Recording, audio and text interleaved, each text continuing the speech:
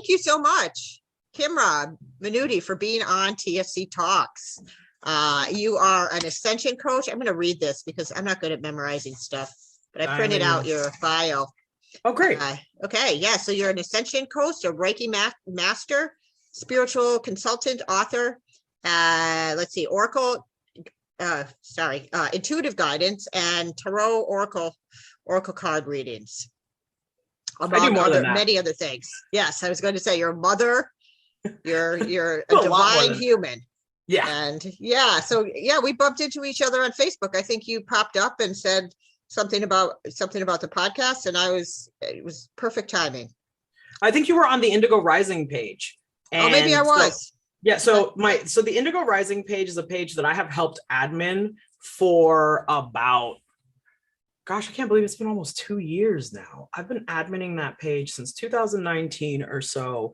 And I was part of a group of different admins. So it's not primarily my page at all. Okay. And just over the last year, I guess, like all the other admin just like quit posting and just let me post.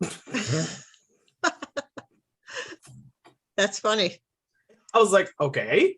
And so, and honestly, it's weird because the only posts that were getting reactions for the most part were my posts. Like, I don't really know why, because I feel that I don't really get that many reactions on that page. But I know that when it's divinely inspired, people find me. Right. So I've always kept that page for that reason. There's about 16,000 people who follow that page.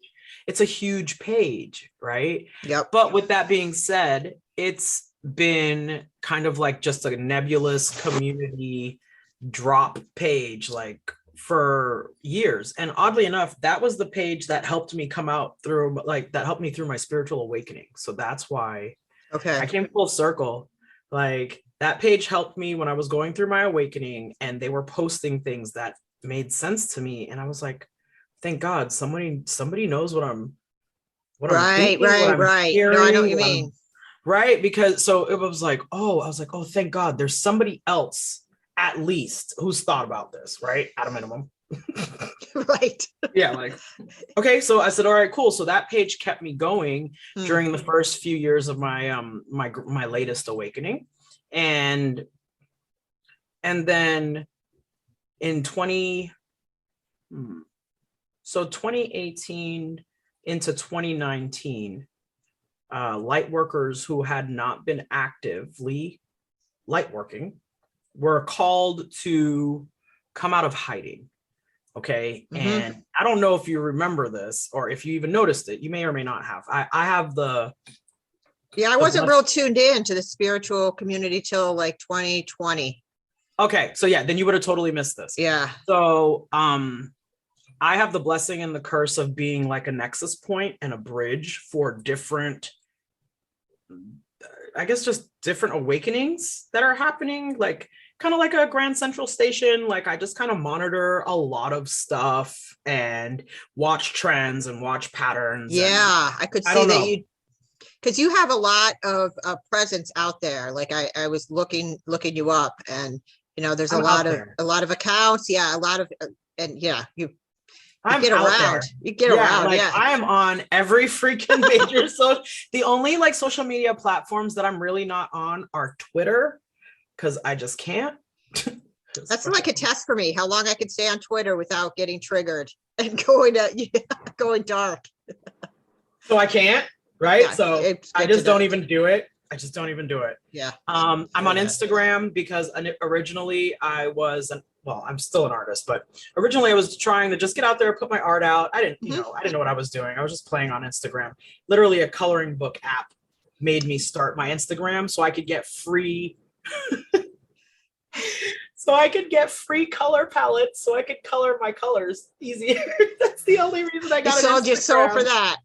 Right. And so I ended up with an Instagram. So now I've got Facebook, I've got Instagram, I've got TikTok, I've got YouTube. I'm like, and this social media monster as a solo entrepreneur is so time consuming and so stressful if you don't have good boundaries. So let's just be blunt and real about that.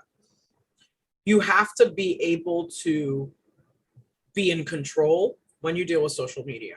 You cannot let the social media run you, or you will be emotionally drained, physically drained, mentally drained, and angry. So true.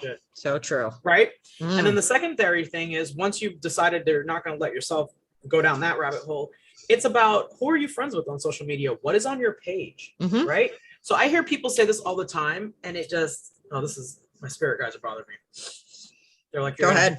You're going to hit this on the nose. So what bothers me when I see people on social media, they're like, I hate Facebook because Facebook and it's so toxic. I know. Toxic. So like, if you say that, then that just, that ends the conversation. That there's anything possible good there, which is, I think, silly. So you just pigeonholed yourself into the concept that Facebook is toxic, so no good can come of it. So therefore, you're always going to see toxic things on your feed. Whereas you're allowing toxicity around you. Hello? Take some self-responsibility. Clean up your feed. Unfriend those fucks from high school. You don't even like them anyway. Right.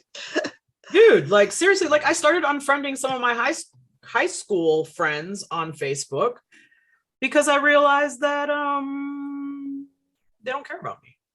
Yeah. It's not it's not like they wish me any harm. Right. It's just but at the end of the day, like they don't engage on my posts. I have like 2 or 3 of them from high school who actually engage on my posts. They don't share anything. They don't comment anything. And the things that I talk about are too real for them. So they're never going to share my stuff. Yeah. Well, that's cool. Absolutely. You can be a follower. Yeah. You don't have to be my friend. Yeah. Correct. Yeah. You can be a follower. You don't have to be my friend. You don't need to have personal insight into anything that's going on in my life. And secondarily, I don't put any of my personal business on the internet any damn way. That's good. Let's talk about the truth. Let's talk about the truth. Too many people use social media platforms as their therapy. And I need you to go to fucking therapy. Yes, you need to go see a licensed therapist. Okay. You vomiting about your baby daddy not taking care of your 5 kids, and now you're pregnant for your 6th. That doesn't help anything that's going on in your life. What it does is scream to the world what you are allowing people to treat you like. Yes. Like, do you not realize how like you're showing all your cards there. Bro, you're not only are you showing all your cards, but then you're because then you're looking for people to that's terrible. How could you, hate on something? Feeding into the energy of that thing. And then you're supposedly you want things to get better, right? But you just made an entire energetic post that 30 to 50 to 100 people may have interacted on. 20 of them commented extensive, oh, he's a piece of shit. My baby daddy's like that too. Can't be, you deserve better, girl. Like there's a whole slew of these, right? So that's the energy that you're cultivating in your life. That's the actual reality of the energy that you're cultivating in your life when you use your social media in this way. Absolutely. Yeah. You have the choice, right? So we're so free. We can choose to be in bondage. That's what Abraham Hicks says. We are so free. We have so much free will. I love her too. We have so much free will. You can choose to be in bondage. And that's what people do every day. They choose bondage. Yep, I do too. I mean, I will wake up to the fact that I'm like choosing to be really angry, and I'll be like, okay, I'm just going to let this be here right now because I want to feel this anger. I am not ready to let go of it. Okay. And I try to stay away from social media during those times. So yes, that helps.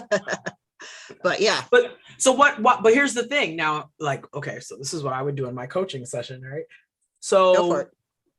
You give a little example.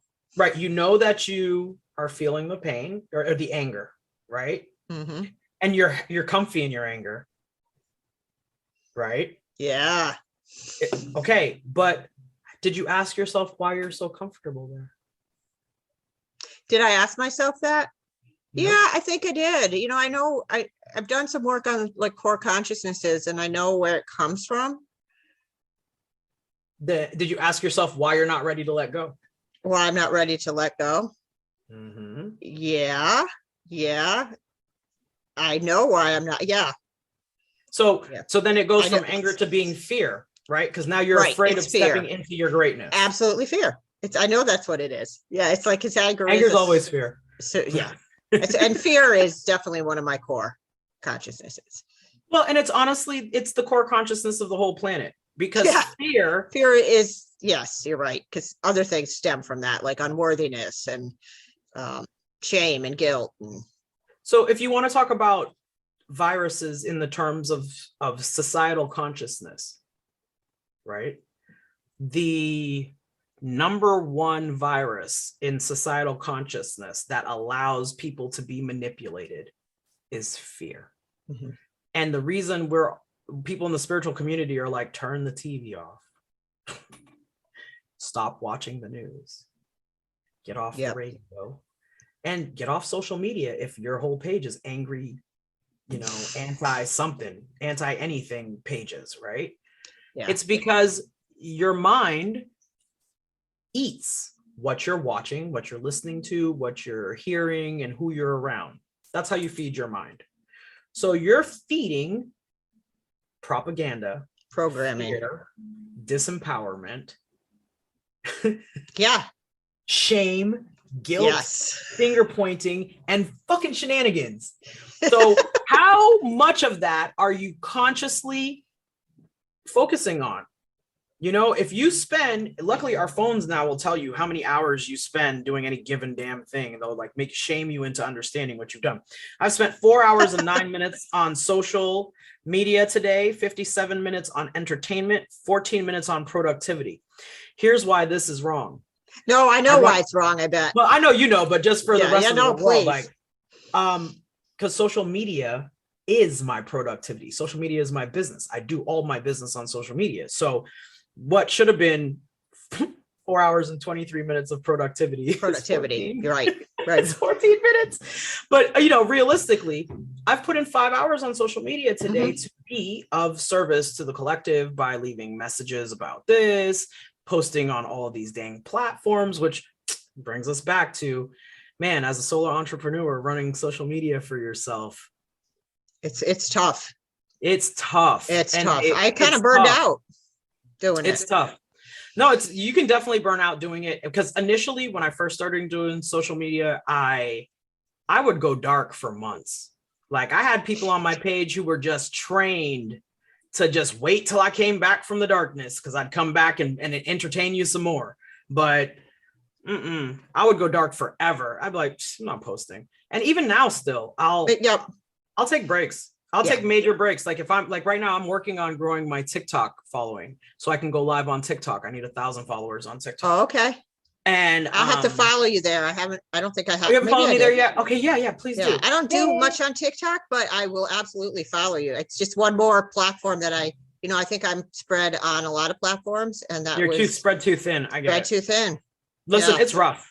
It's rough. One of my goals for 2022 is to be able to hire someone else to run my social media.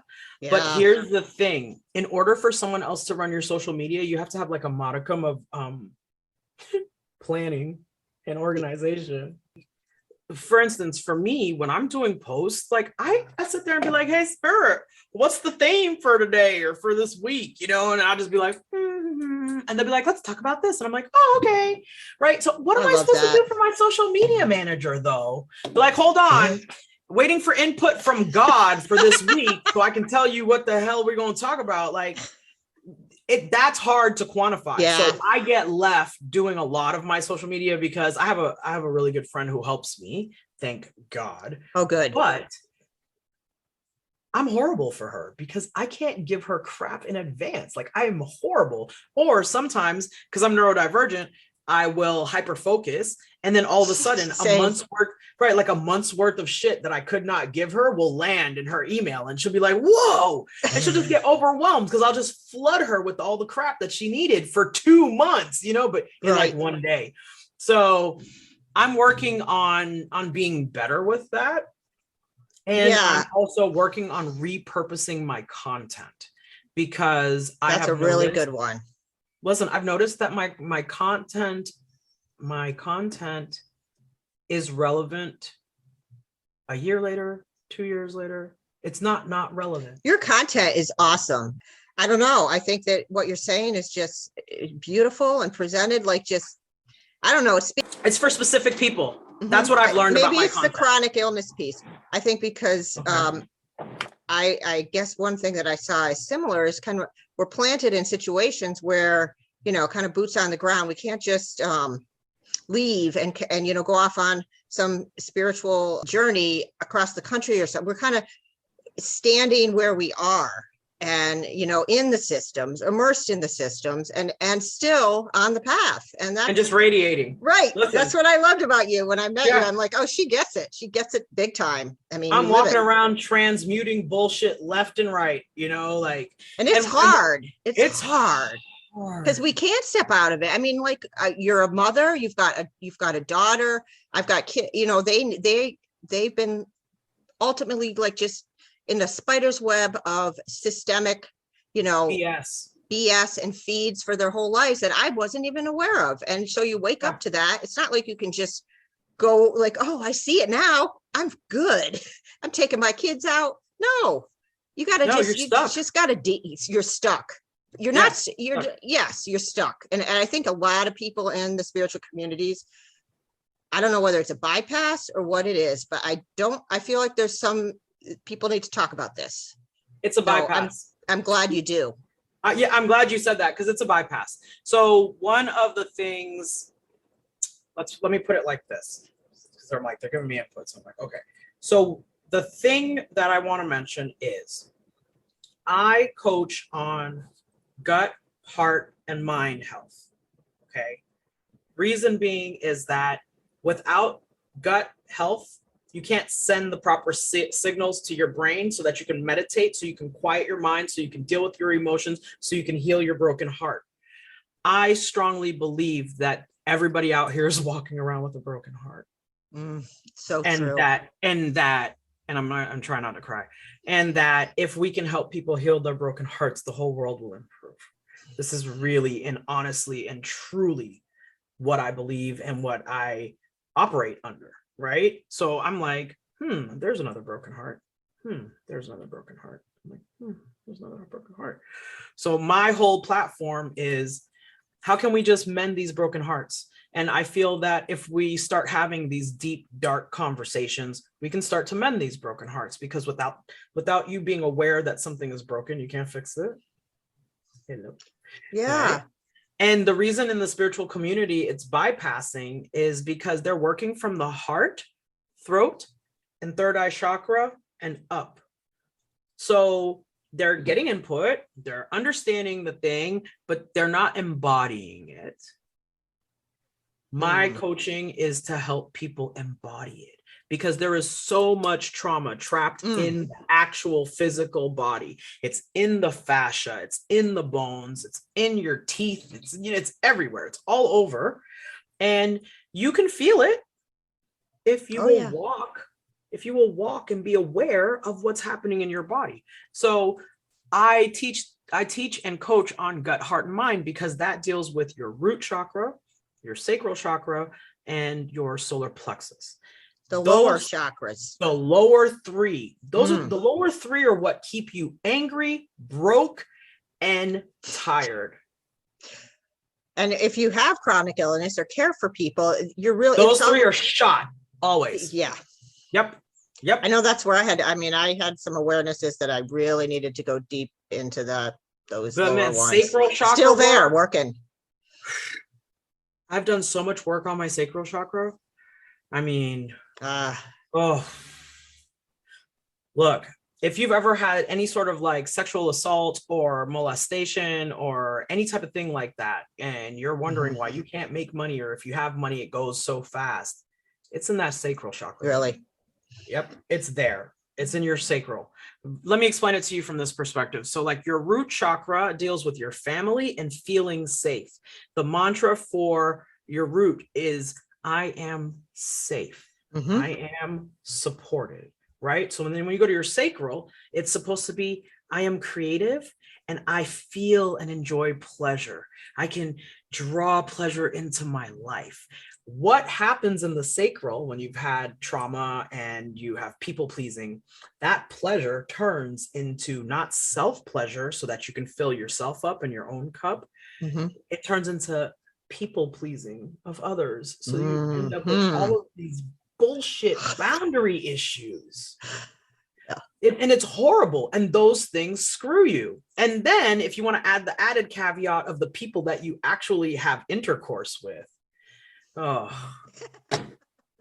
it just all goes downhill from there. Every time you are going ahead and having intercourse with a person who is not to your advantage, you are literally draining yourself and poisoning yourself in your sacral. And that is where stems pleasure, power, and creation. A lot of people think that they're sexually attracted to me, and they don't realize that this is not a sex. It is a sex energy, but it's not a sex energy. It's the energy of creation. I create all types of shit. Just all types. My social media, I make the videos, I make the freaking posts, I make the art. My book, I made the art, I write the poetry, I sing prolific. Damn near. Yeah, I just do a lot of things because I'm a creator.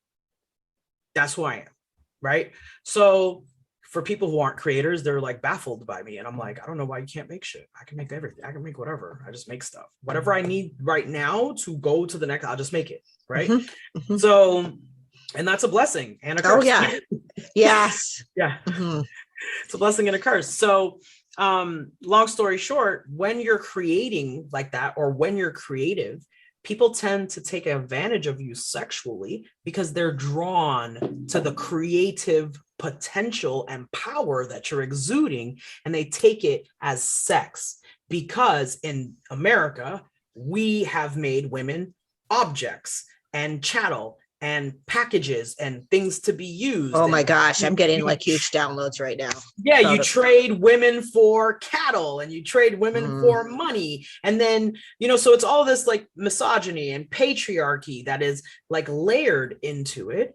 And that's what causes people to have these horrible relationships with empaths and narcissists and boundaryless bullshit. And this is why you don't have any money. And this is why you think that you have to give everybody everything, but you don't have nothing. And this year on Christmas, you were home crying by yourself with not a fuck thing, but you couldn't ask anybody for help. So good. So true. Yeah. And obviously I say this because I speak it from experience. Me too. I can boundaries. And you don't know better. And you don't know better. And you know what I learned this year? And it's so crazy that I'm 40 years old. I'm just now learning this. I'm like, oh, just now? Like, no, please. I'm 55. And here's the thing. I don't care though. You're only strong. You only learn things when you're strong enough to be ready for them. So let's just move on, right? So I wasn't ready before this. I wasn't ready before this. I'm ready now. So the thing that I learned this year that was so kind of like devastating and then eye-opening simultaneously was that my baseline for relationships is abuse. That's a tough reckoning. Boy, that was painful. I bet. I was like, so I've never had good relation. Nobody really loved me. Really? Damn it. No wonder I feel so stressed out and unsupported, and I burn out so often. And mind you, I've done so much work. I've done so much shadow work, but like it's always a layer. right? You're not going to stop doing shadow work till you fucking die. So let's just move on. Right. And I heard somebody say with trauma, you integrate it. It doesn't go anywhere. It doesn't go away. You just integrate it. Yeah. Yeah. It doesn't go anywhere. You just integrate it. Like you become able to look at it from the perspective of like an outside person. You just look at it and go, oh. So, I see why that happened. Yeah. Kind of that. Right. So at first I was like, oh, abuse. And then I was like watching the movie of my life and I was like, I see that. I'm like, okay. I was like, oh, with so much compassion, I hope, I'm sure. I mean, thankfully, that was one of the first things I was gifted in my awakening was this massive compassion. That's good. Yeah. And I've learned to just take it with ease. Like, hey, the worst part is over. You already lived through that shit. That's a good way to, yeah. Just when I help people with shadow work, I try to explain to them, like, you're so afraid to do this work, and that's a lie. Because the worst has actually happened to you, and now you're the instrument of your demise. You're the instrument of your slavery. You're the one who wants to be locked in these things. The person who hurt you is no longer here. That's perfect. Such a hard. It's so hard. That's what I had to come to this year was like the awareness of myself as, the creator of all these circumstances, like I'm like, I did. Oh my gosh. I like had a hand in creating this thing that I'm bitching about constantly that I built this whole platform on. I had a hand in that. And like, it's like, yeah, big time compassion. And I couldn't have done it till I was ready. I had to go through all the other steps and really that was just a huge shift to know that it's a huge shift participant and I can change it. And that's the first thing that I always want to tell people, like, you are the author of your book. Edit frequently, please. I probably shouldn't say it like this. Let me say it how I was gonna say it, and then let me reframe it the way I should say it. I was gonna say I'm probably one of the most annoying people to be with because I constantly change. Okay. Now let me reframe it. Let me reframe it appropriately. Okay. The nature of the eternal is expansion. I am leaning into my internal divine self by not staying the same and not stagnating and constantly expanding, because that's what I was born to do. I love that. Yeah. I'm going to take that. The reframe. Right. And so every story in your mind is like that. And you have to be aware of what story are you running? What story are you running? So I have a story that I've been running for about 2 weeks, which is the algorithm is screwing me. And my Reiki master was like, don't you dare speak about the algorithm again to me today. And I was like, you're right. Because everything is energy. And if I keep saying the algorithm is screwing me, it's going to screw me. Okay? Yes. So it's not screwing me. Because I can energetically go around it. It's fine. Like literally, as soon as I stop being focused on the fact that it's screwing me, it will stop screwing me. Yes, I know what you mean. Yeah, I get hyper focused on stuff like that. Like I'm in my own way. Look, yeah, I'm in my own way. We got to tell a different story, right? So the story that we're now focused on is, dude, how awesome is it that I've taken my energy away from these other platforms while they're doing an algorithm shift so that I can focus on the TikTok algorithm where I'm having massive success. Awesome. The end, right? And you're a great singer. And I got to ask you, I want to ask you a little bit about your background, like leading up to your awakening. Can you just tell a little bit about your life and how you got to where you are now? Yes. In brief, or however you want. Short. So I was born in Boston, Massachusetts. My parents are Haitian. They came from Haiti in the 70s, late 70s. And I was born in the 80s. We moved to Florida in 89 when I was about 9 years old because crack was really bad in Boston at that time. Like real bad. 80s was bad with crack in the cities. So I lived in the city, and then I had really bad asthma. I was in the hospital every weekend with pneumonia and bronchitis and asthma. So my mom was like, we've had enough of that. So we came down here, helped my asthma, blah, blah, blah, blah. Fast forward to living in Florida, and just the racism that is here. It's just blatant.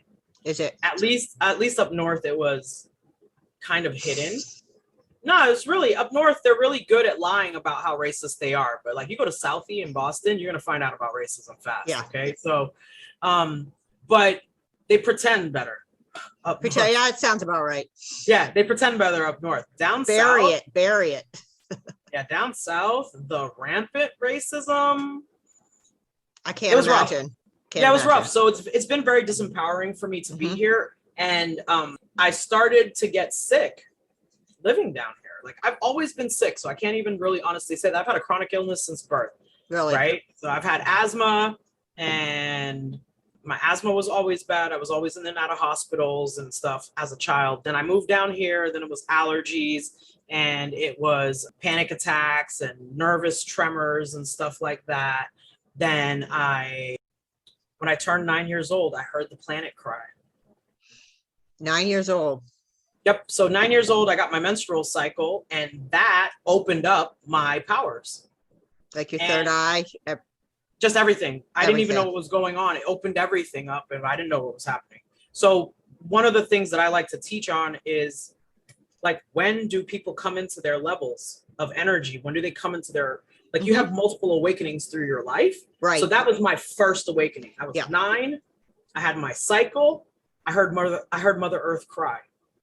It then engendered in me this desperation to understand more. I picked up an abnormal psychology book, and from there I became basically depressed, anxious, and bipolar. For real. That's what happened. And I got my first crystal when I was 9 because I needed to know that I was going to survive. So the universe sent me something to help me out, and I had no idea what was going on. And I got my first crystal. It was a rose quartz crystal. Okay. And that's what you need, self-love, right? So my first crystal was self-love crystal because I desperately needed that. Desperately. And from there, it was just being a neurodivergent kid, but nobody knew I was neurodivergent. It was being really smart, but not being able to perform the way that other people did. You didn't fit into the program. I never fit in. I'm your quintessential black sheep of the family. Like I check every black sheep fucking box and then some. Like I just whatever, right? I have no filter. Okay, at all. And so I quit filtering for people because I was like, y'all aren't even nice to me any fucking way when I am filtering. So what was the point of that? The 20, 30 years trying to be nice, trying to fit in. Why bother? Societal norms.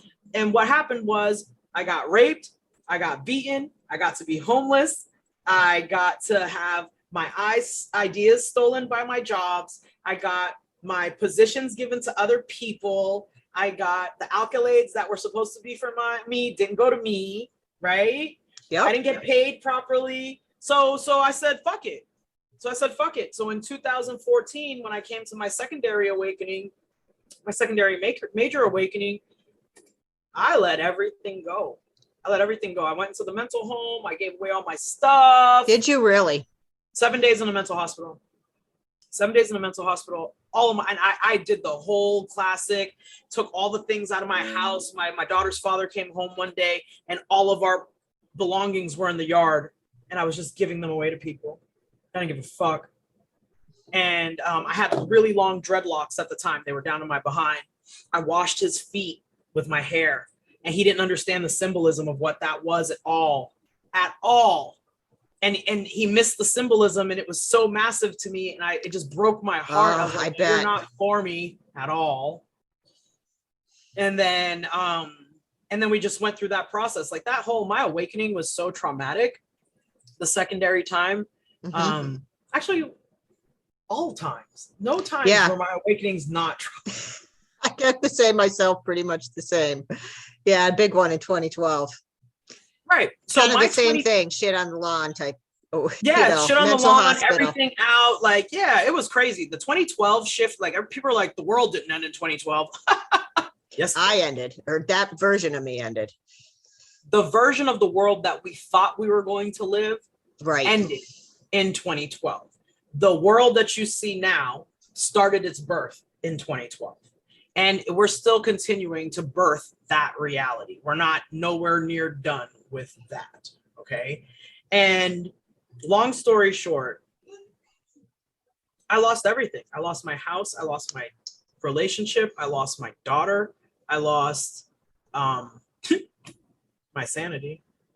But I 1000% came back to who the hell I was as a divine being. And then had to sit through 6 years of humiliation because people thought I was crazy. I know that too, yeah. And then become a guru. And now people are like, Kimrâh, how do you know these things? And I'm like, it's been 8 years. Y'all ain't been following me? I've been saying this shit for 8-9 years. Like, my message hasn't shifted. It's just become more focused, and it's just become louder, and I've just gotten shinier, and I've just gotten more representative, and I've become more embodied. Embodied. Yeah, you definitely are. I'm super embodied. And what's amazing to me is that I used to be so shiftless. Yeah. So ungrounded. Oh, me too. Oh, it was horrible. I didn't realize that the stuff that I had inside was true and right, and that's what I needed to listen to. I'd been pulling away from it my whole life, and not my whole life, right? Mm-hmm. So. Yeah, and so as I came back to myself, and that's why I had to go through that awakening, because they had to blow. Like, for me, the way I look at it, what happened to me was, my dad calls it the crash of 2014. He's so adorable, but I always tell him, like, yeah, a star was born, and absolutely, do you know what the crash of a star looks like? It's expansive, it's massive, and there is a lot of fallout. Okay. Mm-hmm. So that's what happened. A star was born, and the explosion to free me from the fuckery that was my life. That's what all of that debris was. Yes. And ever since then, I've just been clearing rubble. So much the same. Yeah. And then just building a super solid foundation, because I realized that the foundation that I had been on was fucking quicksand and steak knives and and fire pits. It's like horrible. It was horrible. I was like, fuck that foundation. So we ripped the whole thing up. Yeah. And now I have a very smooth, a very level, a very clear, and very supported by the universe. The universe is 1000% on my side, right? And I know it now.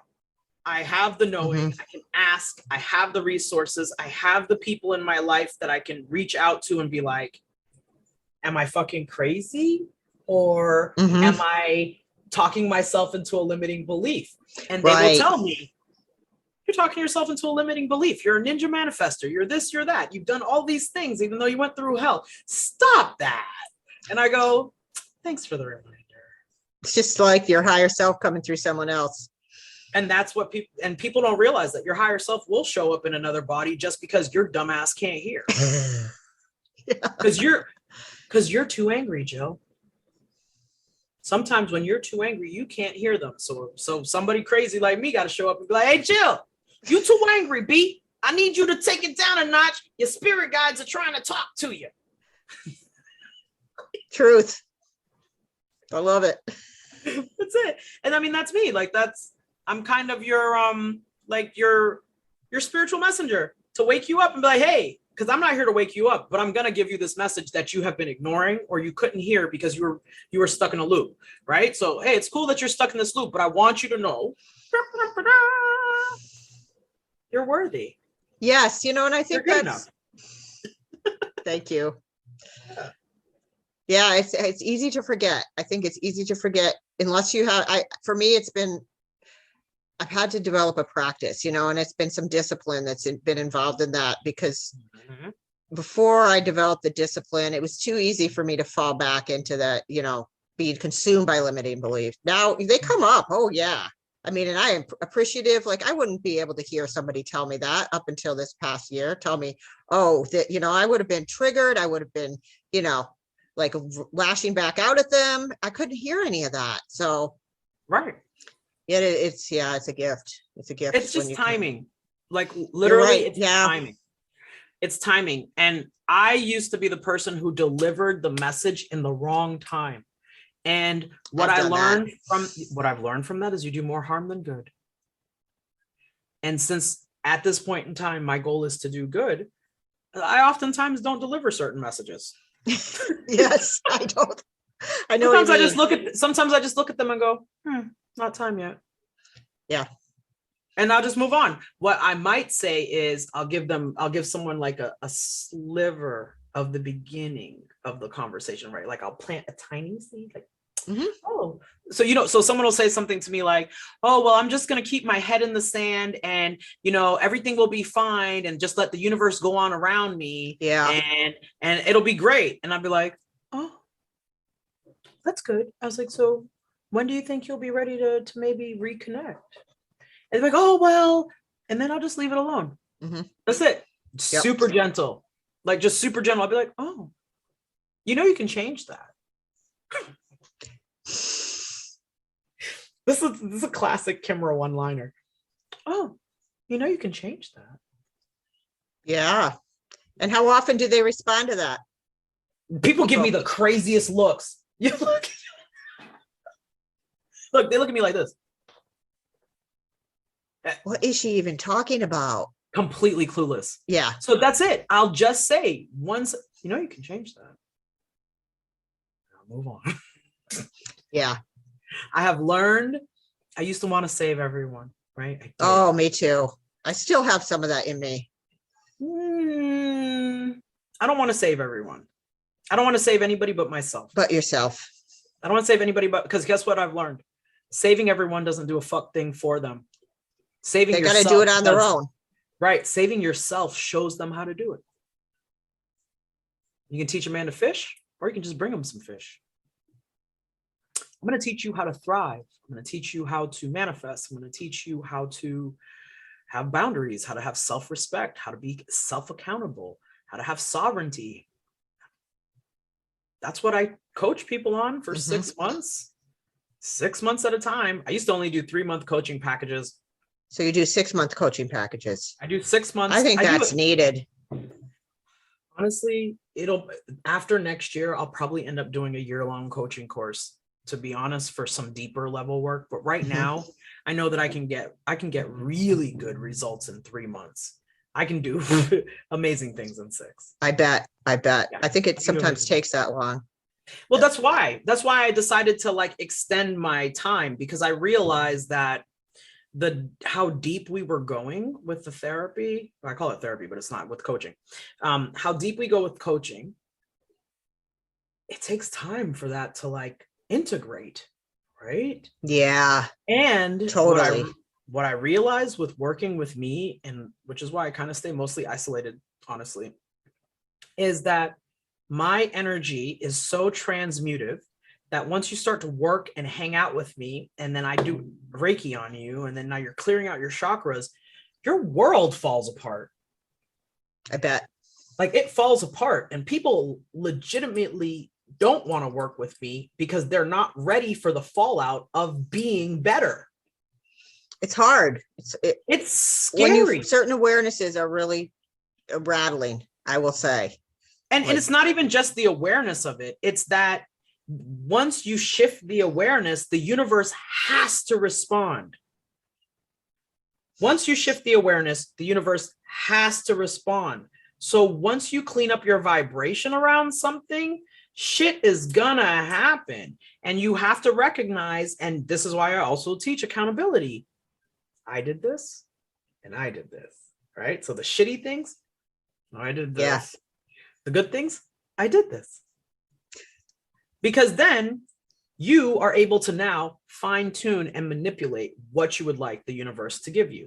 When you can't do that, there's a boundary you got to work on, right? So if you're not manifesting something, something's wrong. I was trying to manifest more kids. It wasn't happening.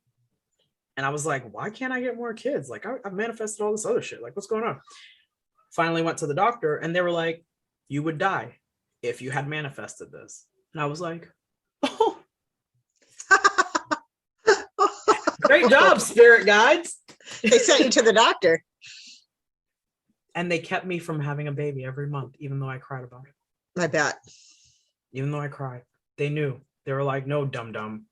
This ain't gonna help us. We have things to do. If you die, you can't do them. Okay, Yeah. cool.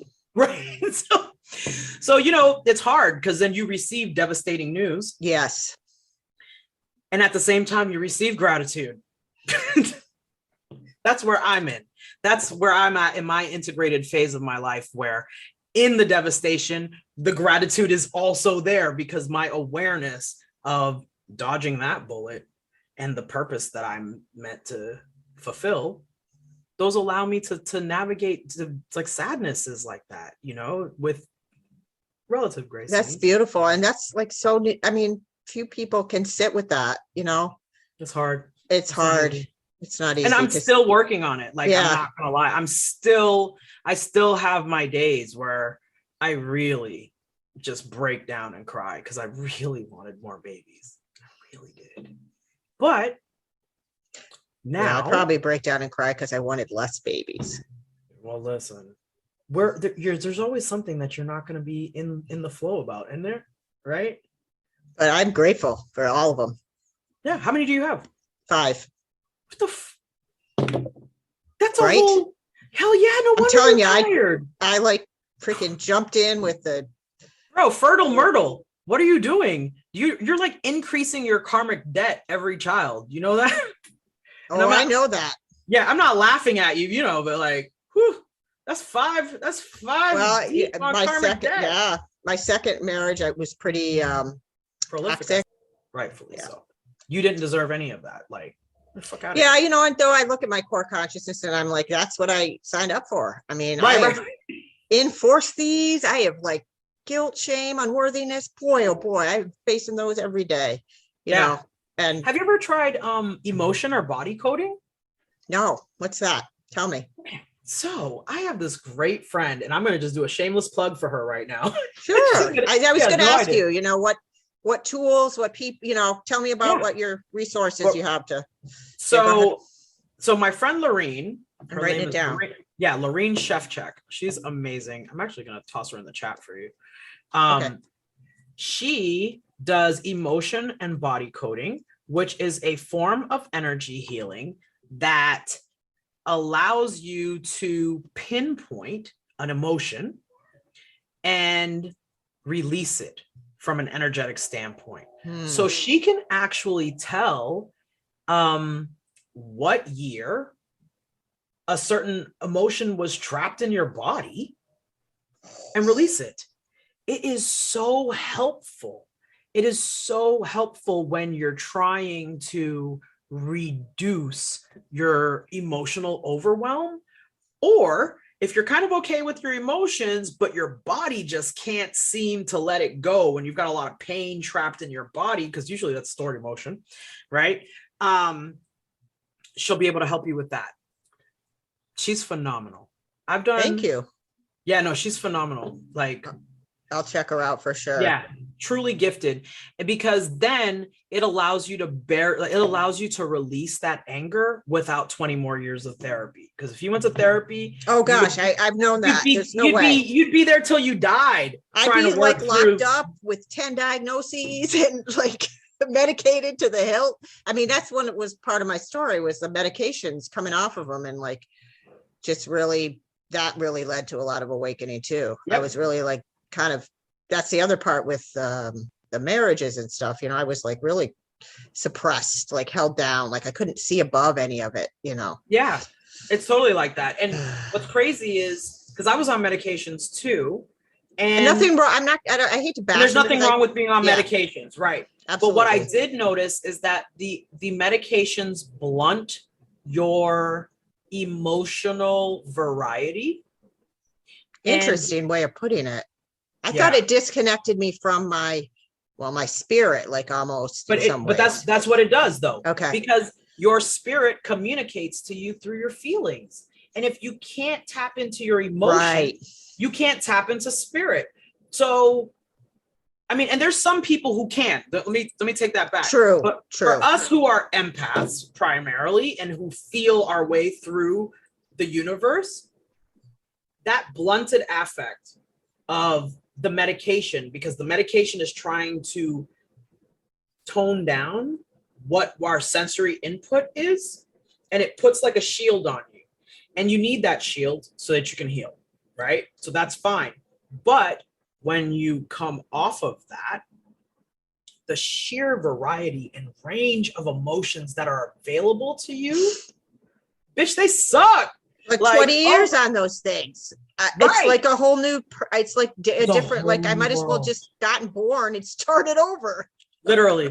You know what song they're playing in my head right now? A Whole New World. Jasmine and Atlanta. Like I literally see us on the like the magic carpet right now. That's what it's like when you finally are able to start feeling your feelings after being on medication for years. And it's harsh. Like I had a little honeymoon period at first because I was using cannabis and stuff, but then things started to get super real. Yeah. Cannabis isn't going to save you from yourself. It's going to light up some stuff that you might not want to see. Yep, for sure. Because cannabis helps you connect to the divine, right? I don't know if anybody else feels that way, but that's how I do. Third eye. Yeah. So yeah, like cannabis will open up your third eye. It'll help you receive things. It'll help you see stuff that you didn't need to see and hear things you didn't need to hear. So yeah, you have to filter that. So you have to filter that, right?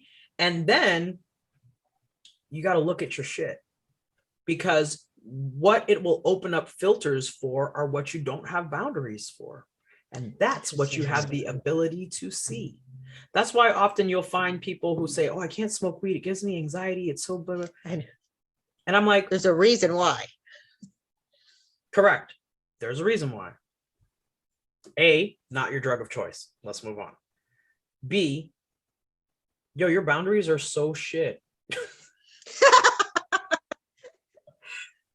For real.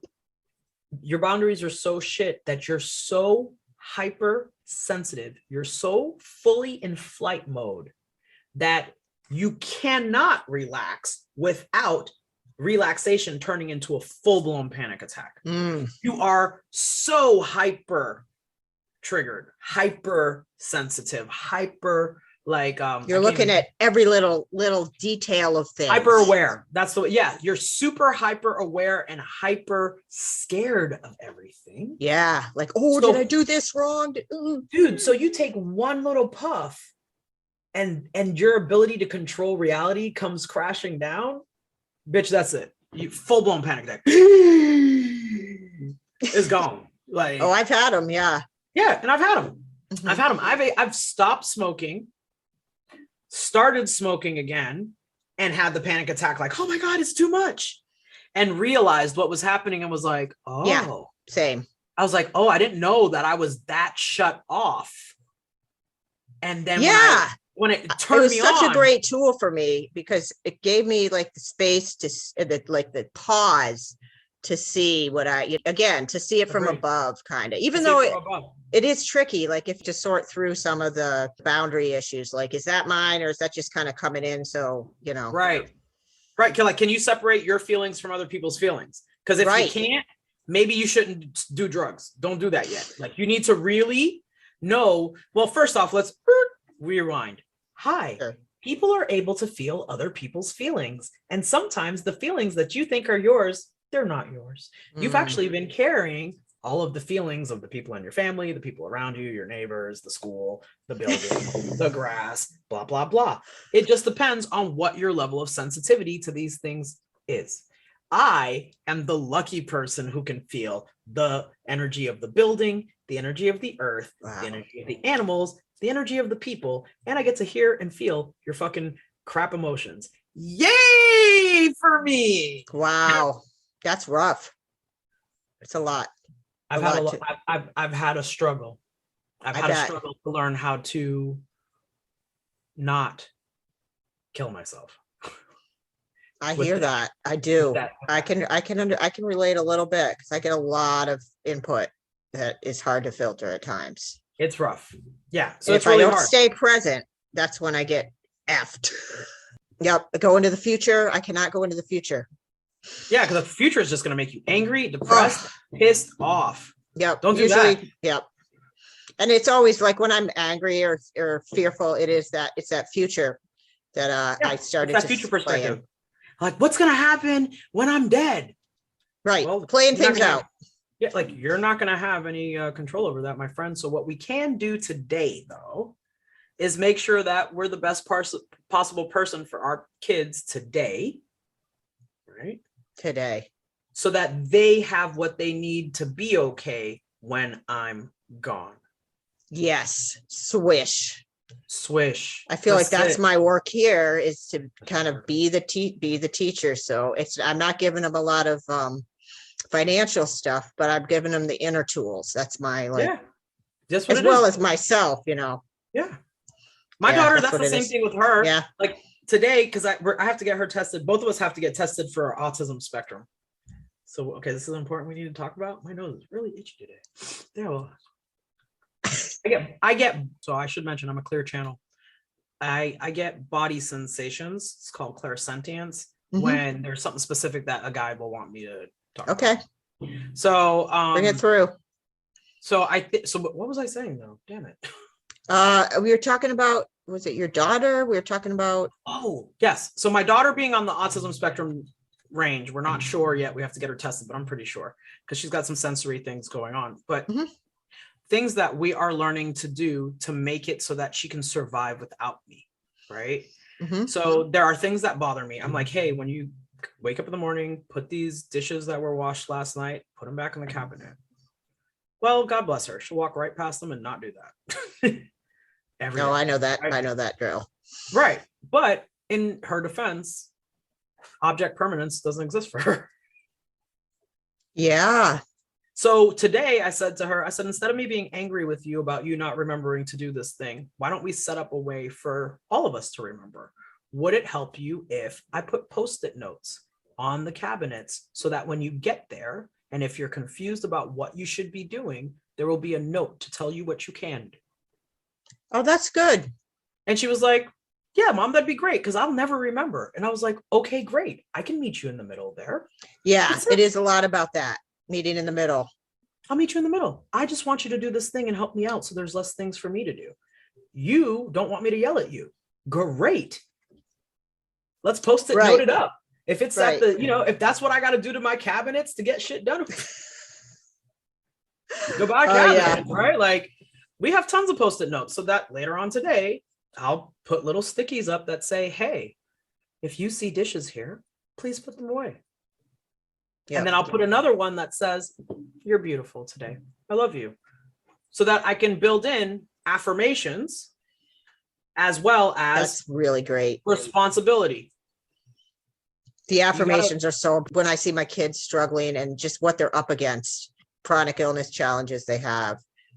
Yeah. And it's easier to read an affirmation than it is to say it to yourself initially. Huh. You trick yourself into. Okay. That's a good one. Good. Yeah. Like, cause it's almost like third party. So you read this thing, you go, oh, what does that say? I am wonderful. Oh, I'm wonderful. Yeah. Like, oh, I am. Right? Yeah. But I forgot. It still works. It still works. Yeah. It is hard to do it for yourself sometimes. Yeah. You just forget, like life gets you down. You just grind and you don't think about it, like you just forget. So, what I have found, what has helped me along my way is to set up reminders so I don't screw up. And like you said, discipline, right? Yeah. I ground every day. What's your process for grounding? Oh, I'm a mom, so I ground in the shower. I ground in the shower, so I have like a whole process.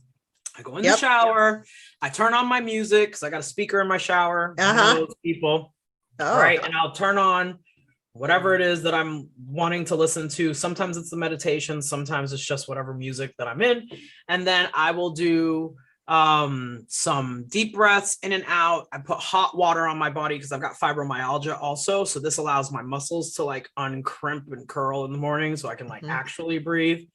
And then I will just start a simple grounding meditation. I'll send like energy into the earth through my feet. And then I will, I send it into the Gaia's crystalline core. And then I anchor myself there. I already have a pre-made anchor because I do it every damn day. So I'll just shoot the energy down. I'm like, all right. And then click. And then I'll do the same thing. I'll throw up a line to the central sun and I'll balance that way. And then I balance my masculine. I balance my feminine, I stick it in my heart. Everything is balanced there. Then I put a shield that expands outward. And depending on the day, I'll either I'll do different colors in my shield, but my main shield colors are blue, green, gold, and purple. So my 4 main colors that I use for my shielding. And then today, though, was totally different. Today I had a rainbow shield, had every color. That was super fun. And I was like, oh, today we're rainbows. I was like, okay, cool. New level. Yay.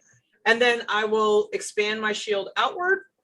And at the end of my grounding session, when I think I'm done, and I'll be like, hey, anything else we need to do? I'm like, what are we talking about today? What's relevant for the collective? What am I posting? I have like a whole conference call. Oh, that's great. Wow. I do this in the show. Yeah, like